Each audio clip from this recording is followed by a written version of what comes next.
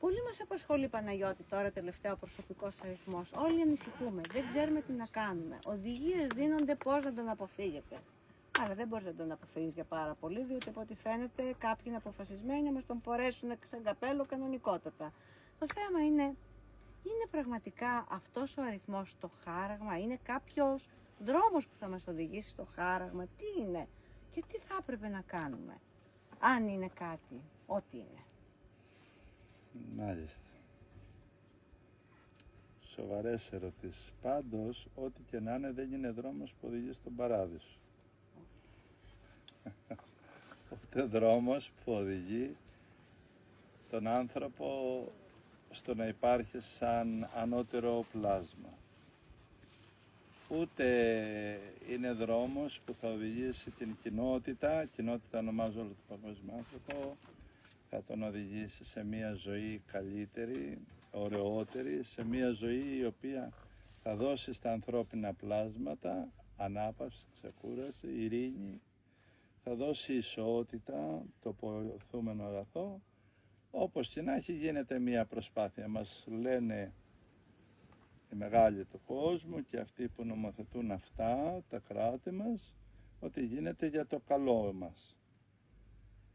Τώρα υπάρχει άγχος να το πάρουμε, να μην το πάρουμε, γιατί ανακατεύονται προφητείες, ανακατεύεται και ιδιαίτερα η ίδια η αποκάλυψη του Αγίου Ιωάννου, του θεολόγου, του μαθητού του Χριστού, ο οποίος είπε θα έρθει καιρός που αν δεν έχετε στα χέρια σας και στο μέτωπό σας έναν αριθμό, δεν θα μπορείτε να αγοράζετε, να φάτε, να πιείτε, να αναπνεύσετε. Πριν προχωρήσεις, μου επιτρέπεις Παρακαλώ. να κάνω μια επιπλέον ερώτηση, να το εμπλουτίσω, γιατί πάει πακέτο. Μας είπαν ότι είναι για το καλό μας. Αυτοί που μας το είπανε. Έχει προηγηθεί όμως μια πανδημία, στην οποία μας προσέφεραν άλλα πράγματα και μάλιστα υποχρεωτικά, επίσης για το καλό μας. Και αποδείχτηκε ότι δεν έκαναν καλό σε πάρα πολλούς ανθρώπους και ότι έχουν και τεράστιες επιπτώσεις στην υγεία, που τουλάχιστον τότε αυτό έλεγαν ότι προστατεύει. Τώρα, πώς μπορεί κανείς να μείνει σίγουρος ότι του μιλάνε ειλικρινά και του λένε ότι είναι για το καλό του? Τότε ήταν ένα πείραμα. Μετά μάθανε τι θα έκανε το πείραμα. Τώρα δεν είναι ερώτηση αυτή, περισσότερο είναι δήλωση και τεκμηρίωση πραγμάτων, ότι έγιναν άσχημα πράγματα. Περισσότερο δήλωση, μοιάζει ότι κάνανε κάτι κακό, όμως εγώ θα μείνω, θα πω λίγο και για τα δύο να σε βοηθήσω, σκέψεις δικές μου αν θες, αλλά είπαμε ότι αυτό φαίνεται ολοκάθαρα ότι δεν είναι για το παράδεισό μας. Όταν οι πολιτικοί, όταν οι άρχοντες των λαών, όταν οι ηγέτες των θρησκειών, όταν σε οδηγούν σε ένα καινούριο μοντέλο ζωής, αλλά δεν σου είπαν ποιο είναι αυτό το μοντέλο ζωής, ακόμα κι αν όντως είναι για το καλό σου, αυτόματα γεννιέσαι σε άγχος. Είναι σαν να σε πάρω εγώ από εδώ, από το σπίτι, στην ατμόσφαιρά σου, από αυτά που έχεις ζήσει, από το προσωπικό σου κόσμο, και να σε πάω σε ένα άλλο περιβάλλον, αλλά δεν σου έχω πει που θα σε πάω, τι θα σε κάνω, και δεν φτάνει ότι δεν σου έχω πει, μέσα στους αιώνες έχεις μαζέψει πολύ άγχος και σκόνη, έχεις μαζέψει πολύ φόβο και τρόμο από την κακή διαχείριση που σαν λαοί έχουμε υποστεί από τους δικούς μας, από τις κεφαλές μας, από τους ηγέτες μας, από τους νομοθέτες μας, και αυτό στα χρόνια μας είναι πολύ μεγάλος φόβος που πια είναι για τους πολλούς δικαιολογημένο. Εγώ τέτοιους φόβους δεν τους έχω, γιατί προσωπικά και άλλοι άνθρωποι που ακολουθούν την χρηστή διάσταση της ζωής δεν τους ενδιαφέρουν αυτά. Τώρα θα μου πεις έναν Άγιο μπορεί να μην τον ενδιαφέρει για το σκοτώσω. Εντάξει, και αυτό είναι σημαντικό. Λοιπόν, έλεγα,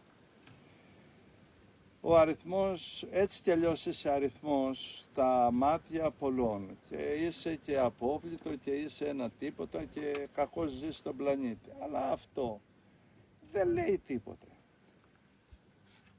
Θα επικεντρωθώ, ο φόβος σας είναι μήπως πηγαίνοντας εσύ εκεί ή παίρνοντας τους αριθμούς, μήπως σας πάρει ο διάολος. Μήπως ανήκετε στο διάλογο, γιατί αυτό είναι η πεμπτουσία των φόβων των συζητήσεων, το όχι δεν παίρνω και δεν θέλω αριθμό και είπε ο τάδε Άγιος και Ναι, αυτό είναι. Αυτό δεν είναι. Αυτό είναι, ναι. Λοιπόν, Μήπως αυτό... λοιπόν, είναι η ευκαιρία σημαντική και δεν ξέρουμε αν αυτά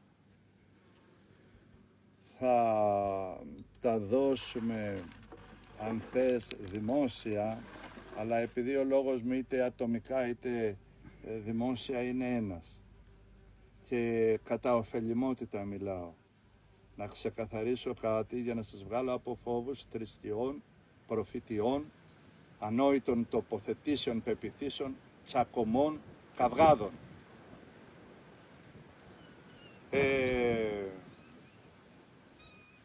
Φοβάστε μήπως ο διάολος σας πάρει την ψυχή και είστε καθήκια και είστε απάνθρωποι και είστε εκμεταλλευτές και είστε προδότες του ιερού εαυτού σας και φοβάστε μη σας πάρουνε με τον αριθμό την ψυχή και το μυαλό και τη ζωή.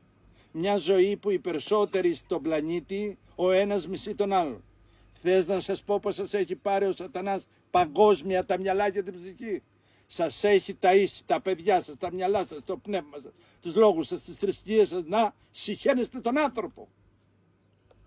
Σήμερα ο άνθρωπος είναι παγκοσμίως μέσα στους αιώνες ο πιο μεγάλος περιφρονητής του ανθρώπου. Και θα φοβηθούμε τώρα μη μας το πάρει ο διάολος στην ψυχή από τον αριθμό, όχι κυρία μου, άκουσε να δεις. Από άλλα θα χαθεί και από αυτά κινδυνεύει. Εγώ θα σου πω τούτο. Δεν μπορεί ο σατανάς να πάρει καμία ψυχή. Κανένας ανθρώπου ο οποίος δεν βλασφήμισε και δεν αρνήθηκε τον Χριστό. Με πουστιές από τον Θεό την ψυχή δεν την παίρνεις. Εσύ μπορεί να σε πονηρή και να με εξαπατήσεις, να έρθεις με νόμους, να με παιδαγωγήσεις από μωρό και να μην ξέρω πού πάω και πού υπάρχω και να ζω σαν ζώο. Την ψυχή μου δεν θα την πάρεις. Γιατί θα σε πιάσει ο πιο ισχυρός που δημιούργησε τα όταν και θα σου πει, έλα εδώ, κυρία μου, εσύ που πήρες την ψυχή του τάδε με πουστιά, με απάτη, με αριθμό, με παιδεία, με νουθεσίες, με απειλές. Τον πήρες εχμάλωτο, δεν συμφώνησε. Δεν αρνήθηκε τη θεότητα. Λοιπόν, ο σατανάς δεν μπορεί να σας πάρει την ψυχή ούτε από αριθμούς ούτε από βλακίες αν δεν αρνηθείτε τη θεότητα του Χριστού. Ο Χριστός είναι εγγύηση και αληθινός. Τώρα, το ότι με τους αριθμούς μπορεί να σας πιάνουν ό,τι ώρα θέλουν, να σας κλειδώνουν αριθμούς, να σας κλειδώνουν περιουσίες, να μην μπορείτε να αντισταθείτε, αυτό είναι πολύ εντάξει. Δικά τους είναι τα μέτρα, ας τα κάνουν όπως θέλουν. Γεγονός είναι ότι σήμερα η ανθρωπότητα ήδη βιώνει ζωντανά και ολοκάθαρα την επαλήθευση της προφητείας του Ιωάννη του Θεολόγου περί Αποκάλυψης, ότι ο άνθρωπος έχει καταντήσει ήδη αριθμός. Είτε αυτό αν είναι αφημί, είτε αυτό αν είναι η πυκνότητα των αριθμών, αφημί, άμκα, δεν ξέρω τι, Κάπου άκουσα ότι στην εποχή μας τώρα, λέει, δίνουν και στα νεογέννητα απευθείας αφημί. Ναι, αυτό είναι εξυπηρετή για την κατάσταση της εφορές. Όχι όμως ότι κινδυνεύετε να χάσετε την ψυχή. Την ψυχή του παιδιού μας να τη χάσουμε από τις παιδείες που θα κάνει, από αυτά που θα μάθει, από το μοντέλο ζωής που θα του εισαγάγουμε, τι θα το φτάσουμε να θεοποιεί μέσα στην ψυχή του. Για μένα ο άνθρωπος είναι λατρευτικό, η ανώτατη τη κορονίδα της υπαρξεώς του είναι που προσκυνάει, που δίνει την ύπαρξή του, την ψυχή του, το είναι του. Και αντιλαμβάνεσαι από εκεί, για μένα ξεκινούν όλα και καταλήγουν όλα. Ακόμα και εκείνος που λέει δεν προσκυνάω τίποτε, δεν θέλω τίποτε, υπηρετεί χωρίς να καταλάβει αυτό το τίποτε, μήπως υπηρετεί και σκοτεινές δυνάμεις, να το προσέχουν οι ειδικοί. Τώρα τα θέματα αυτά για εμένα, αν θα το πάρετε και να μην θέλετε θα το πάρετε και να αντισταθείτε δεν μπορείτε. Μετά τον COVID, γιατί τα ανακάτεψες λίγο όλα, μετά τον COVID ή τα ρώτησες όλα, τα ερώτησες. Μετά τον COVID παγκόσμια στον πλανήτη, για εμένα δεν υπάρχει σημαντικότερο γεγονός ανθρώπινο από την ιστορία όλη αυτή που διαδραματίστηκε με τον COVID. Παγκόσμια, ούτε ο πόλεμος, ούτε ο δεύτερος, ούτε ο πρώτος παγκόσμιος, ούτε τα μεγάλες προκλήσεις που έγιναν στην ιστορία, ασθένειες τρομερές κτλ. Όμως, το λέω γιατί ένα από αυτά που πέτυχαν οι κατασκευαστές του COVID πιστοποιήθηκε σήμερα παγκοσμίως. Δεν υπάρχουν ομάδες, δεν υπάρχουν διαστάσεις, δεν υπάρχουν άνθρωποι, δεν υπάρχει δυνατότητα να αντισταθείς σε εκείνο που καθορίζει τις μοίρες των λαών, τις τύχες των ανθρώπων. Αυτά που έρχονται, έρχονται. Και όπως είπε ο μεγάλος ποιητής, εύστοχα φοβάμαι όλα αυτά που θα γίνουν για μένα, χωρίς εμένα. Λοιπόν, αυτό επαληθεύεται σήμερα. Επί COVID πιστοποιήθηκε και τεκμηριώθηκε παγκόσμια ότι δεν υπάρχουν δυνάμεις αντίστασης. Μέσα σε αυτό βοήθησε πάρα πολύ η βαθιά προετοιμασία πολλών χρόνων, η προσβολή, η επίθεση, ο εξευτελισμός, ο ευνουχισμός του άνδρα. Γι' αυτό βοήθησε πάρα πολύ οι άνδρες να μην είναι άνδρες, να είναι ανδρίκελα. Να μην έχουν δυνατότητα πυγμής, μαχητικότητας, θέσεως, στάσης, μοντέλο ζωής, και αυτός ο άνδρας να είναι οικογενειάρχης και να μην μπορεί αυτός να ορίσει το μοντέλο, έστω το μικρό, το προσωπικό, το δικό του, της ζωής, του σπιτιού του. Νομοθεσίες που στήριξαν πάρα πολύ, να το πω, θα το πω και παρακαλώ όποιος ακούσει να μην πάρει τη λέξη, αλλά να πάρει αυτό πόσο με πονάει. Το σκάτωμα του προσώπου του αρσενικού παγκοσμίως είναι ανελαίτο. Ανελαίτο. Αυτό όμως βοηθάει. Ο άνδρας δεν έχει πια τη μαχητικότητα, δεν έχει τη διεκδίκηση. Φοβάμαι τώρα ότι οι νέοι φτάσανε να μην φλερτάρουν και τις κοπέλες πια. Να μην διεκδικούν ούτε την ευτυχία τους. Να είναι σίγουροι ότι δεν μπορούν τίποτε να κάνουν. Αυτά τι σχέση έχουν με τον COVID? Είναι το 100% ότι δεν υπάρχει παγκόσμια αντίσταση. Ποιος θα αντισταθεί σε ποιον? Πριν πολλά χρόνια ένας δικός τους από αυτούς που φτάνουν στην κορυφή της ανθρωπότητας είπε κάτι σημαντικό. Τι είχε πει? Είχε πει σήμερα ο μεγάλος κίνδυνος της ανθρωπότητας, αυτός το έλεγε για τους σκοπούς του. Εγώ όμως διακρίνω μια αλήθεια. Άλλη. Θα φτάσουν οι κυβερνήσεις, λέει, να μην έχουν εξουσία και δύναμη κυβέρνησης. Ομολόγησε ότι ζούμε στα χρόνια που οι ίδιες οι κυβερνήσεις θα είναι μαριονέτες. Αυτό το είπε αρχηγός κράτους. Δεν τα είπε απλά πράγματα. Και γιατί το είπε? Με τον τρόπο του έλεγε ότι αυτό που κινδυνεύεται αύριο δεν είναι ο μικρός πόλεμος εδώ, η μικρή αδικία εκεί. Σήμερα με επί COVID είδαμε ολόκληρες αυτοκρατορίες να κλείνουν. Παλιά οι άνθρωποι χαίρονταν και έλεγαν δεν μπορώ εγώ σαν μικρός άνθρωπος να αλλάξω την ανθρωπότητα. Ναι, αλλά ένας πολιτικός ηγέτης ενός κράτους, ναι, αλλά ο νομοθέτης του κράτους μου, ναι, αλλά η πάμπλουτη του κράτους μου, σιγά μην αφήσει, λέγαμε, ο άρχοντας τάδε, ο εφοπλιστής, ο τάδε, δεν λέω ονόματα, αποφεύγω, μην νομίσουν κάποιοι ότι συμπαθώ τούτον και αδικό εκείνον. Ο τάδε, σιγά μην υποστεί τον εξευτελισμό μιας ζωής μίζερης, σιγά μην ο μεγάλος βιομήχανος θελήσει τον εργάτη του να σέρνεται σαν σκουλίκι. Σιγά μήπως ο ιατρικός κόσμος που έφτιαχνε φάρμακα και τον λατρεύαμε, που γιάτρευε την ανθρωπότητα, τους πόνους εξάλειφε, ιερότατος, θα προτιμούσα να είμαι καλός γιατρός και όχι Άγιος. Στάνταρ αυτά που λέω. Τι έγινε? Χάσαμε αυτή πια την ελπίδα. Χάσαμε αυτή τη χαρά. Γιατί? επί COVID, οι πρώτοι που πουλήθηκαν, οι πρώτοι που έκυψαν στις απειλές ήταν κράτη, ήταν ισχυροί, ήταν πάπλουτοι. Και λες τι κάνουν εκεί. Εμένα, την τελευταία άκρη στη φλογέρα θα κοιτάξεις. Ηγέτες θρησκευτικοί δίδαξαν αντιθέτως της ψυχής και του θεμελίου του Ευαγγελίου. Το θεμέλιο του Ευαγγελίου είναι: όσα και να κάνεις για τον άνθρωπο δεν έχεις κάνει τίποτε. Το αίμα σου να χύσεις, την ψυχή σου να δώσεις, τα παιδιά σου να θυσιάσεις υπέρ της ευτυχίας του ανθρώπου. Αυτό όφιλες, άνθρωπέ μου.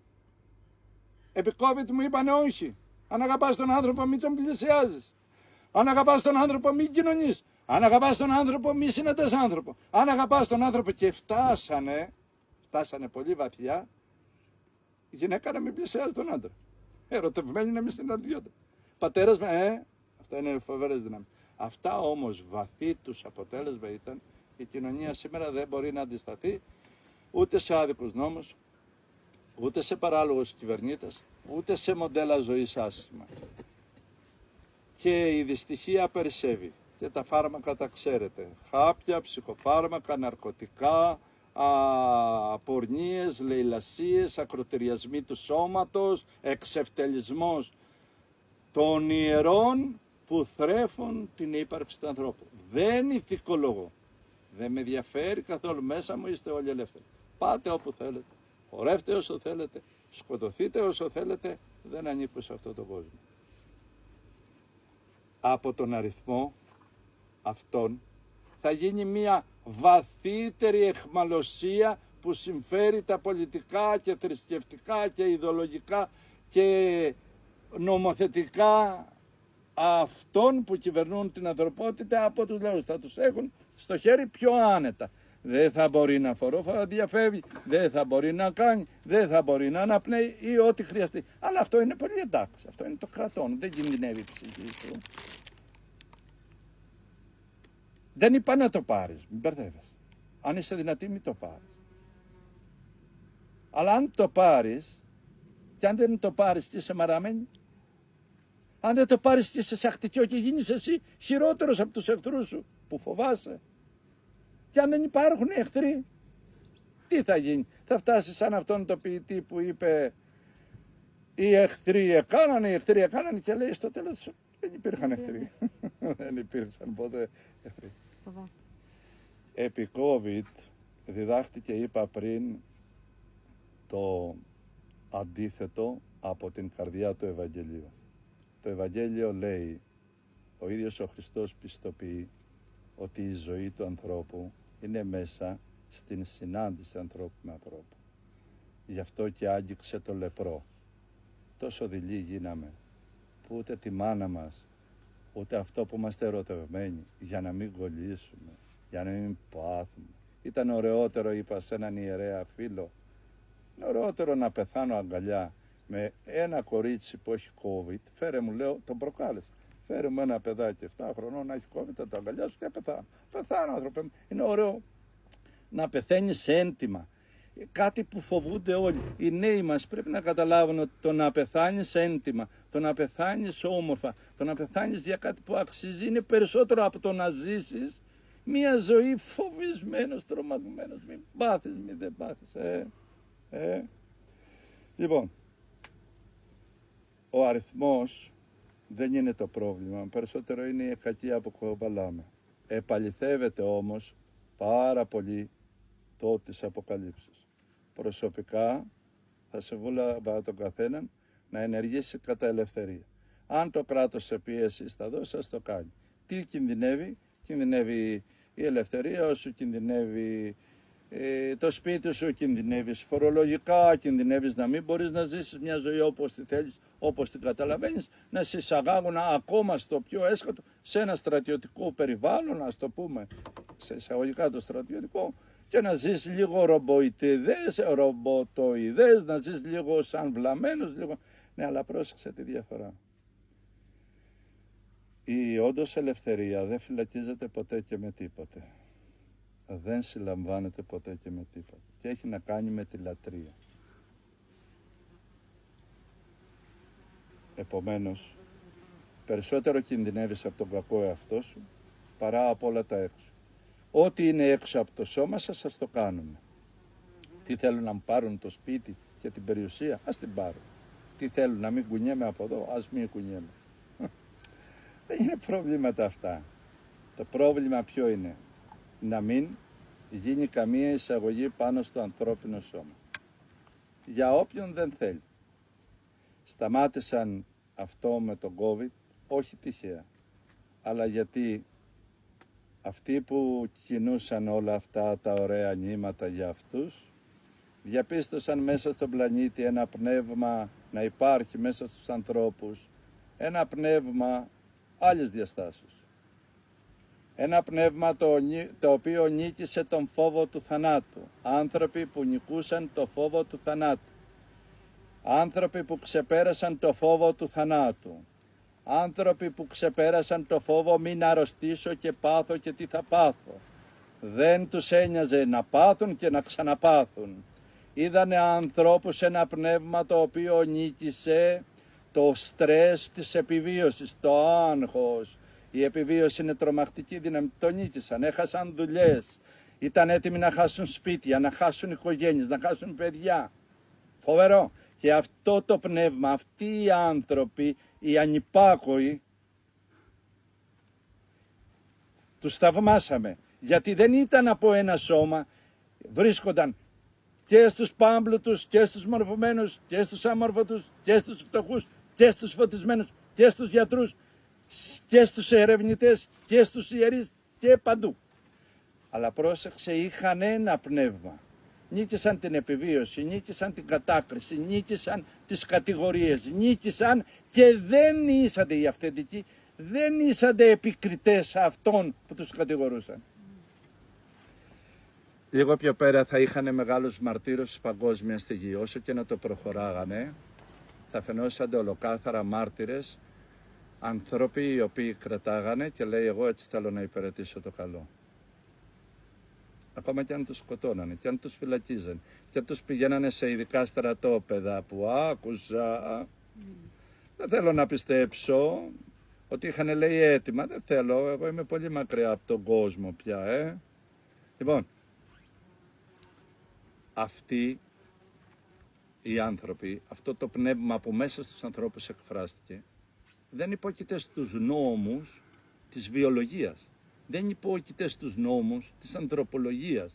Δεν υπόκειται στους νόμους της νομοθεσίας των κρατών.